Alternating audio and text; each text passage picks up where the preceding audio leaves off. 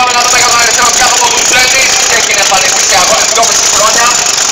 Ο τελευταίος καλύτερος χρόνος που είχε ήταν 7-7. Έχει δυναμώσει το αυτοκίνητό του και δουλειά πιστοτάκια, πλαστικάκια. Έχει και νήτρα τα οποία όμως δεν τα χρησιμοποιεί σε αυτόν τον αγώνα. Πάμε να δούμε τι χρόνο θα κάνει. Θα είναι και σε ένα μήνα στην Κρήτη για να δούμε τι χρόνο θα κάνει με τα νήτρα.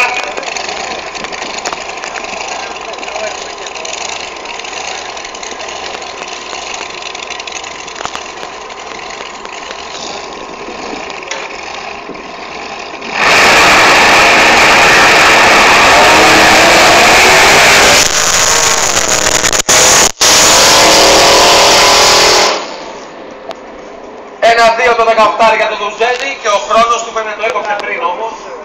8-9-93 με 157 το έκοψε πριν.